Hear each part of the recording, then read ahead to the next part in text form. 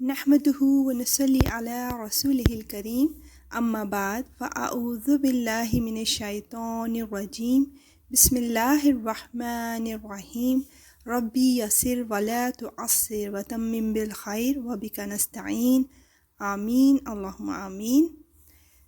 آج کا جو کویسچن ہے وہ ہے جادو کس نے ایجاد کیا تھا؟ اس کا آنسر دیکھنے کے لیے ہم سورہ بقرہ کی آیت 102 کا ترجمہ پڑھتے ہیں۔ تو چلیں بسم اللہ کرتے ہیں۔ اور یہ بنی اسرائیل ان منتروں کے پیچھے لگ گئے جو سلیمان علیہ السلام کی سلطنت کے زمانے میں شیاطین پڑھا کرتے تھے، اور سلیمان علیہ السلام نے کوئی کفر نہیں کیا تھا، البتہ شیاطین لوگوں کو جادو کی تعلیم دے کر کفر کا ارتکاب کرتے تھے۔ نیز یہ بنی اسرائیل اس چیز کے پیچھے لگ گئے جو شہر بابل میں ہاروت اور ماروت نامی 2 فرشتوں پر نازل کی گئی تھی۔ یہ 2 فرشتے کسی کو اس وقت تک کوئی تعلیم نہیں دیتے تھے جب تک اس سے یہ نہ کہہ دیں گے کہ ہم محض آزمائش کے لیے بھیجے گئے ہیں، لہٰذا تم جادو کے پیچھے لگ کر کفر اختیار نہ کرنا۔ پھر بھی یہ لوگ ان سے وہ چیزیں سیکھتے تھے جس کے ذریعے مرد اور اس کی بیوی میں جدائی پیدا کر دیں۔ ویسے یہ واضح رہے کہ وہ اس کے ذریعے کسی کو اللہ کی مشیت کے بغیر کوئی نقصان نہیں پہنچا سکتے تھے، مگر وہ ایسی باتیں سیکھتے تھے جو ان کے لیے نقصان دہ تھیں اور فائدہ مند نہ تھیں، اور وہ یہ بھی خوب جانتے تھے کہ جو شخص ان چیزوں کا خریدار بنے گا آخرت میں اس کا کوئی حصہ نہیں ہوگا، اور حقیقت یہ ہے کہ وہ چیز بہت بری تھی جس کے بدلے انہوں نے اپنی جانیں بیچ ڈالیں۔ کاش کہ ان کو اس بات کا حقیقی علم ہوتا۔ آمین۔ اس آیت میں اللہ تعالیٰ نے یہودیوں کی ایک اور بدعملی کی طرف اشارہ فرمایا، اور وہ یہ کہ جادو ٹونے کے پیچھے لگنا شرعیاً ناجائز تھا، بالخصوص اگر جادو میں شرکیہ کلمات منتر کے طور پر پڑھے جائیں تو ایسا جادو کفر کے مترادف ہے۔ حضرت سلیمان علیہ السلام کے زمانے میں کچھ شیاطین نے، جن میں انسان اور جنات دونوں شامل ہو سکتے ہیں، بعض یہودیوں کو یہ پٹی پڑھائی کہ حضرت سلیمان علیہ السلام کی سلطنت کا سارا راز جادو میں چھپا ہے، اور اگر جادو سیکھ لو گے تو تمہیں بھی حیرت انگیز اقتدار نصیب ہوگا۔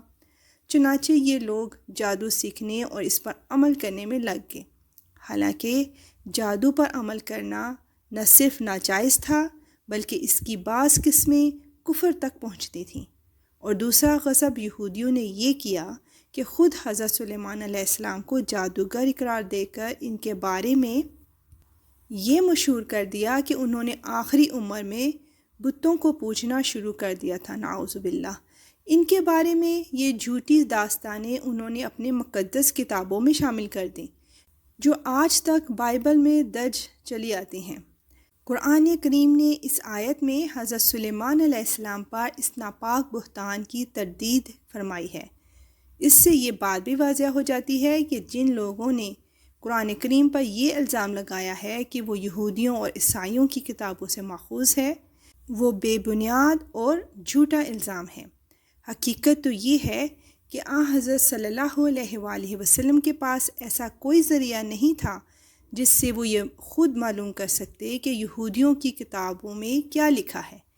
اس بات کا علم آپ کو وحی کے سوا کسی اور راستے سے نہیں ہو سکتا تھا، لہٰذا یہ آیت بذات خود آپ کے صاحب وحی رسول ہونے کی واضح دلیل ہے کہ آپ نے نہ صرف یہ بتلایا کہ یہودیوں کی کتابوں میں حضرت سلیمان علیہ السلام پر کیا بہتان لگایا گیا ہے، بلکہ اس قدر جم کر اس کی تردید فرمائی، یعنی اس کا انکار کیا۔ اس آیت میں اللہ تعالیٰ نے واضح طور پر ہمیں بتا دیا کہ جادو شیطان اور شیطانی لوگوں کی ایجاد ہے۔ اللہ تعالیٰ ہم سب کو اس شیطانی عمل سے محفوظ رکھے، آمین اللہم آمین۔ اور اب نیکسٹ ایپیسوڈ کا کویسچن، حضرت عیسیٰ علیہ السلام کا روح من جانب اللہ ہونا کیا ہے؟ انشاءاللہ نیکسٹ ایپیسوڈ میں اس کا آنسر دیکھیں گے۔ اب اجازت، وآخر دعوانا ان الحمد للہ رب العالمین، سبحانک اللہم وبحمدک، اشہد ان لا الہ الا انت، استغفرک واتوب الیک۔ السلام علیکم ورحمۃ اللہ وبرکاتہ.